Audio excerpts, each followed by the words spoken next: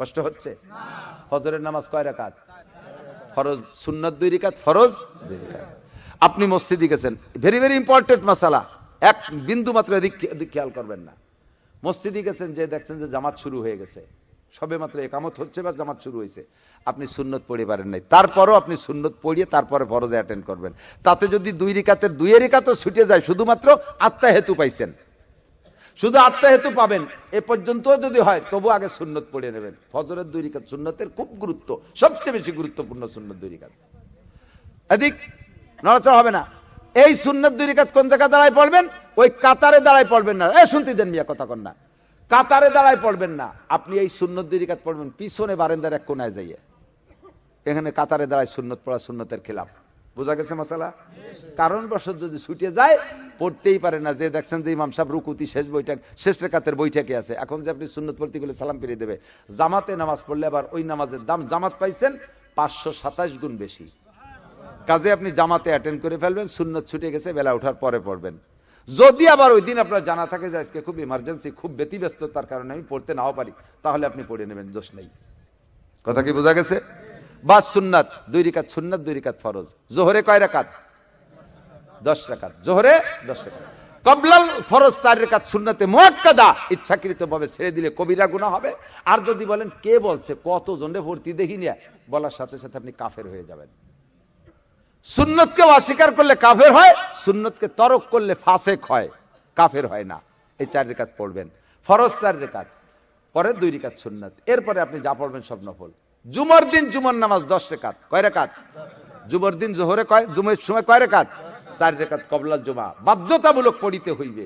2 রাকাত ফরজ, বাধ্যতামূলক ফরজ, তারপরে 4 রাকাত। বহুত মসজিদে দেখা যায় ইমাম সাহেব সালাম ফিরে দেওয়ার সাথে সাথে দূর দূর করে বেরোয় চলে যায়। থাকে কোন দিন? যেদিন বড় বড় টুল্লা থাকে, জিলাপি থাকে, সেই দিন খালি আরে আল্লাহ আল্লাহ, ওই 4 রাকাত না, পরে আরো 2 রাকাত পড়ে। এই জায়গায় একটা মশালা কয়ে যায়, এদিক লক্ষ্য করেন। ওই জিলাপি কি জিলাপি একটু শুনিয়ে খাইয়েন। একজনে মান্যত করছে, আল্লাহ আমার বউটা মরি যাচ্ছে, যদি বাসে তাহলে 10 কেজি জিলাপি দেব। এই জিলাপি দেশে, এটা মান্যতের জিলাপি, বউ সুস্থ হয়েছে, জিলাপি দেশে 10 কেজি। এই জিলাপি যাদের উপরে কুরবানি ওয়াজিব, যাদের উপরে যাকাত ফরজ, এরা এই জিলাপি খাওয়া হারাম।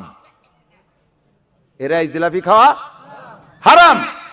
যেদিন বিরিয়ানি দেশে প্যাকেট, মান্যতের বিরিয়ানি, সোনা মেলা নাই, খাচ্ছে, গরুর গোশত দেশে আর গরম ভাত রান্না করে দেশে, সেদিন বুড়োর ফরজের পরে সুন্নত, সুন্নতের পরে 2 রাকাত, তারপরে 2 রাকাত।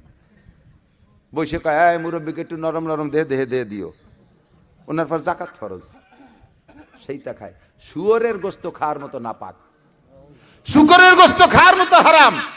যাদের উপরে যাকাত ফরজ, ধনী মানুষ, কুরবানি ওয়াজিব, ধনী মানুষ, এই মানুষগুলো মান্যতের কোনো কিছু খাওয়া হারাম।